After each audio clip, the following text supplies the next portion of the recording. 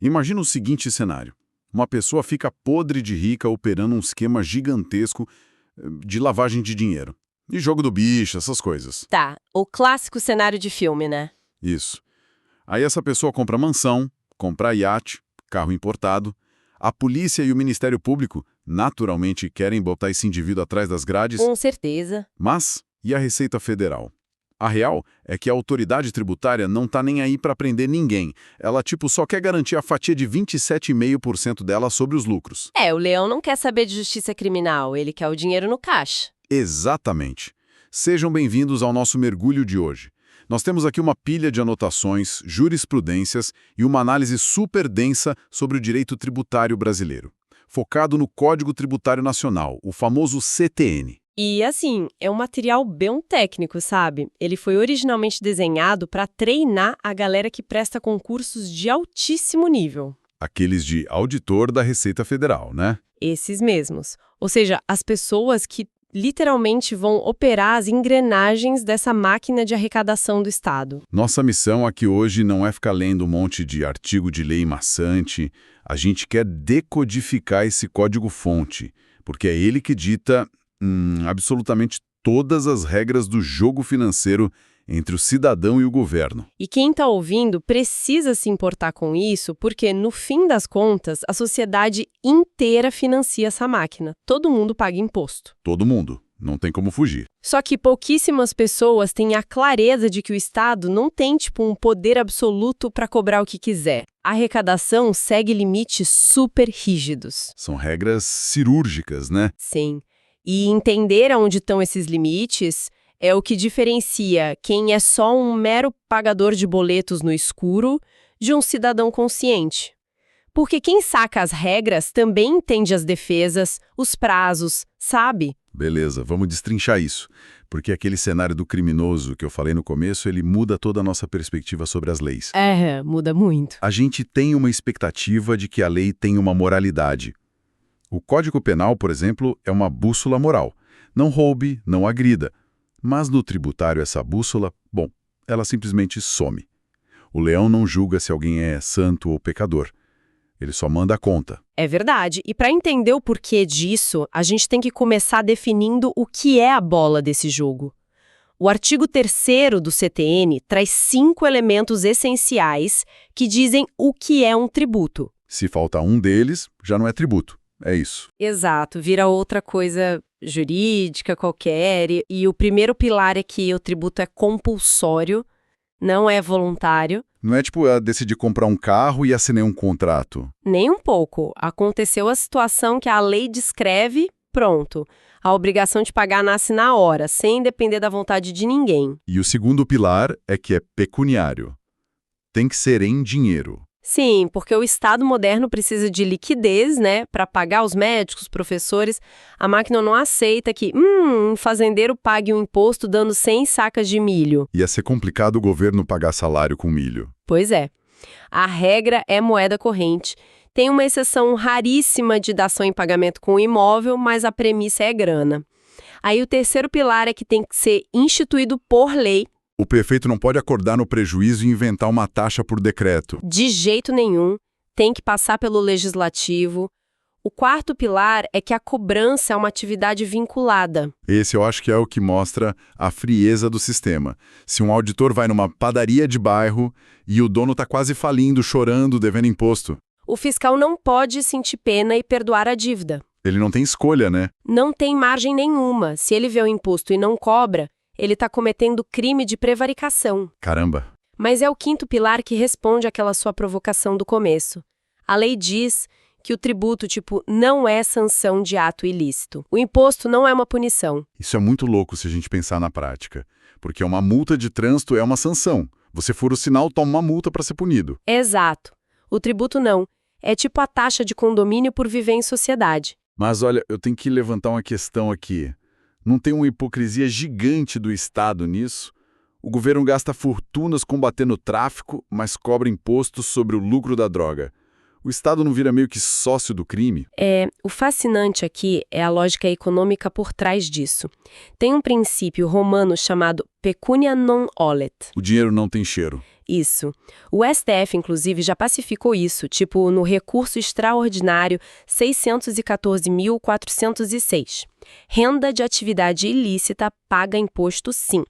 Porque punir o crime é função do direito penal. Ah, o penal prende a pessoa e confisca tudo. Exatamente. O tributário só rastreia e taxa a riqueza. Imagina se o Estado falasse que não vai cobrar do crime por pureza moral.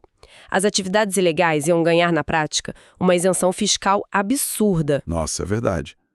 Iam ter uma vantagem competitiva gigantesca contra quem trabalha honesto e paga um absurdo de carga tributária. Faz todo sentido. O imposto não legaliza o crime, só garante que aquele dinheiro contribua para o bolo geral. Mas então, se o Estado pode tributar tudo que se move, o que impede de jogar essa arrecadação toda num buraco negro? Tem algum carimbo dizendo para onde vai cada dinheiro? Tem sim. O STF adota a teoria pentapartite. São 5 espécies de tributos, não é tudo uma coisa só. A primeira é o imposto mesmo, né? Isso, o imposto clássico, tipo o imposto de renda. Esse sim vai para o caixa geral, para pagar despesa global, saúde, educação. Não tem carimbo. E as outras 4? A segunda são as taxas. O Estado só cobra a taxa se prestar um serviço específico para alguém, tipo emitir um passaporte ou vistoria dos bombeiros. O dinheiro tem que ir para essa estrutura. Entendi. E a terceira? A contribuição de melhoria. É brilhante. Imagina que o governo constrói uma estação de metrô maravilhosa bem na esquina da casa de alguém. O valor do imóvel da pessoa dispara na mesma hora. Exato. E quem pagou por essa obra? Toda a sociedade com impostos.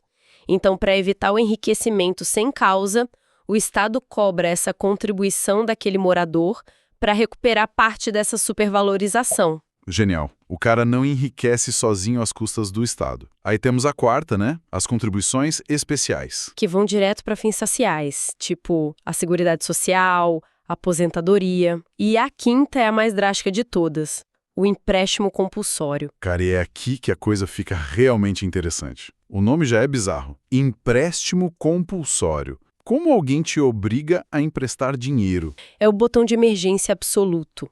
É o único tributo que o governo é obrigado a devolver depois. É tipo, me dá aqui que eu juro que devolvo. Isso. E só a União, o governo federal, pode criar. Tem que ser uma lei complementar, com maioria absoluta no Congresso, e os motivos têm que ser extremos. Guerra e pandemia, essas coisas. Calamidade pública nacional, guerra externa iminente ou investimento urgente e irrefutável. Eu imagino que, se o país entra em guerra, não dá para esperar virar o ano para começar a cobrar imposto, como é a regra normal. Não dá. A regra da anterioridade cai por terra. A necessidade de sobrevivência do país esmaga qualquer burocracia e eles começam a cobrar na hora. Loucura. Bom, a teoria a gente pegou, mas vamos jogar a real para quem está acompanhando e tem um CNPJ ou paga as contas. Como essa burocracia toda vira uma armadilha? Tem uma divisão entre obrigação principal e acessória no material, né? Tem sim. A obrigação principal é a grana. É colocar a mão no bolso e pagar o tributo para o Estado. E a acessória? É puramente instrumental. A burocracia, sabe? Guardar nota fiscal, emitir recibo, entregar a declaração de imposto de renda no prazo. Paradinho na gaveta. Ele não quer sonegar, mas o cara na pressa esquece de emitir a nota fiscal do bolo. Ele falhou na tal da obrigação acessória. É, o parágrafo 3º do artigo 113 do CTN pega pesado aí. Acontece uma mutação jurídica. A falta da nota gera uma multa. Uhum. E no segundo que essa multa nasce, a lei converte ela em uma obrigação principal. Nossa. Então, o simples fato de esquecer o papel vira uma dívida de dinheiro igualzinho ao imposto em si? Exatamente. A burocracia ignorada vira dívida dura. O sistema não tolera amadorismo. Mas como o Estado audita isso tudo? Tem milhões de transações todo dia, não tem fiscal para olhar conta por conta? Por isso que o sistema hoje, principalmente o imposto de renda, roda no lançamento por homologação. A Receita inverte o jogo. Ela fala, faz você as contas aí. Paga. O fisco confia em você inicialmente. Mas há uma confiança com um cronômetro ligado. E de quanto tempo é esse cronômetro? 5 anos. A Receita tem 5 anos para auditar aquilo. Se ela ficar em silêncio por 5 anos, rola a homologação tácita. Acabou. A conta está aprovada. Mas se achar um erro, a máquina acorda. E aí a gente entra naqueles 2 conceitos que são o pesadelo de todo advogado. Decadência E prescrição. Parecem a mesma coisa, mas não são, né? Não são. Pensa num restaurante. O prazo de decadência é o tempo que o chefe de cozinha tem para preparar o prato e registrar no sistema. Que seriam uns 5 anos para o fiscal olhar e dizer, você deve isso aqui. Exato. O ato formal de oficializar a dívida se chama lançamento. Se o Estado não fizer o lançamento em 5 anos, ocorre a decadência. Ele perde o direito de cobrar para sempre. E a prescrição? A prescrição é o garçom. Se o chefe lançou a dívida no sistema no prazo, o Estado ganha mais 5 anos para entrar na justiça, bloquear os bens e efetivamente cobrar aquele dinheiro. Ah, perfeito. O chefe cria a dívida em até 5 anos e o garçom tem mais 5 para executar ela, mas eu fico com uma pulga atrás da orelha. Qual? Se a pessoa erra de boa fé, tipo, digitou errado, faltou um 0 na declaração, esse prazo para auditar é o mesmo de alguém que cria uma empresa laranja gigante para fraudar imposto? Se a gente conectar as regras, a resposta é não. A lógica defende o Estado de um jeito bem inteligente. Para quem erra sem má-fé, a regra está no artigo 150. O relógio dos 5 anos da Receita começa a rodar na mesma hora, na data da transação. O tempo conta a favor de quem não tentou fraudar. E no caso do dolo, da fraude? Aí pula para o artigo 173. Se tem fraude, o cronômetro não começa no dia. Ele só começa a contar no primeiro dia do ano seguinte. Caramba, eles dão um bônus de tempo para a Receita? Sim, às vezes é quase um ano inteiro a mais para a Receita investigar o sonegador. A fraude dá mais fôlego para o leão caçar a pessoa. O leão ganha sobrevida. Mas olha, se a máquina é tão forte assim, imagina um empresário que recebe uma notificação milionária que ele não concorda. Tem como puxar o freio de mão? Tem. O CTN tem as causas de suspensão do crédito. A gente usa aquele mnemônico famoso, MOD-RELIPA. MOD-RELIPA. O que cada sílaba dessa faz na prática? Elas paralisam a força do Estado. O M é moratória. Quando o governo faz uma lei dando um prazo extra para um setor todo pagar, tipo em crise econômica. Certo. O DE é depósito. Se você acha que a dívida está errada, você não dá o dinheiro para o governo. Você deposita numa conta judicial. Fica bloqueado lá até o juiz resolver a briga. Aí a Receita não pode bloquear essas contas, porque o dinheiro já está garantido lá. E o RE? RE é recurso administrativo. Você se defende lá dentro da própria Receita e a cobrança pausa até eles julgarem. O LI é liminar. Que é com o juiz, né? Isso, o juiz vê uma injustiça e manda parar tudo na hora. E o PA é o parcelamento. Você confessa, divide em 60 vezes, enquanto estiver pagando direitinho, a execução inteira fica travada. Então, o que tudo isso significa? Na analogia do videogame, o mod DRELIPA é literalmente o botão de pause. Adoro essa analogia. Você aperta o pause, os inimigos param de atirar, mas a fase continua lá. O problema não sumiu. Já a extinção, que é apagar ou dar a decadência, é o game over da dívida. A fase foi vencida. Perfeito. O pause congela, a extinção finaliza o conflito. Mas e se o empresário jogar a toalha? Vê que está sem grana para pagar o imposto e desliga o videogame da tomada. Some no mapa. Ixi, aí mexe com o terror de todo mundo. A responsabilidade dos sócios, a dívida cair no CPF do dono. Pois é. Os artigos 134 e 135 lidam com isso. E o STJ tem 2 súmulas que são vitais aqui, que são aqueles resumos de regras que todos os juízes têm que seguir. O que elas dizem? É a diferença entre azar e picaretagem. Exatamente. A súmula 430 protege o azar. Ela diz que só não ter dinheiro no caixa para pagar o imposto não é crime. Falir não é crime no Brasil. A dívida não vai para o CPF só por isso. Ufa! Mas e a picaretagem? Aí entra a súmula 435. Se o cara fecha as portas na surdina, desaparece sem avisar junta comercial, é a dissolução irregular. Aí, meu amigo, o véu da empresa é rasgado e a dívida tributária cai todinha no colo do sócio-gerente, no CPF dele. O recado é muito claro. Vai fechar, fecha direito, com a mesma burocracia que abriu, não foge. Não foge, que é pior. Mas e quem cometeu uma ocultação, sonegou e bateu um peso na consciência? Existe perdão antes da Receita descobrir? Tem a denúncia espontânea. Artigo 138. Se você confessa e paga tudo antes de começar qualquer investigação oficial, você ganha o perdão de 100% das multas punitivas. Nossa, e a multa às vezes dobra a dívida, né? Sim, é uma recompensa enorme. Voltando pro jogo, é tipo, eu roubei um item na loja, mas devolvi pro balcão antes do segurança me ver. O jogo segue. Quase isso.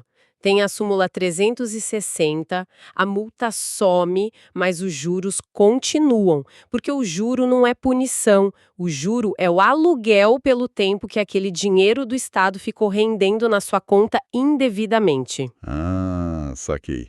Mas a chave é confessar antes do segurança ver. Quem é o segurança na vida real? É o TIF, Termo de Início de Fiscalização. É o documento que o auditor assina avisando que começou a investigar a empresa. É quando começa a tocar a musiquinha de tensão no jogo. Bem isso. O TIF é o ponto de não retorno. Saiu o TIF, a janela da denúncia espontânea bate e tranca na hora. Não tem choro. Zero. Não adianta falar que ia confessar amanhã e a partir desse segundo a multa mínima de 75% já gruda na dívida. E mais, o TIF interrompe o relógio da decadência, dando todo o tempo do mundo para o fisco virar a empresa do avesso. Caramba, é uma linha inegociável entre o cara que errou e o alvo oficial do Estado. Separa as coisas totalmente. É muito impressionante ver como o CTN é construído. Uma lógica arquitetônica mesmo, sabe?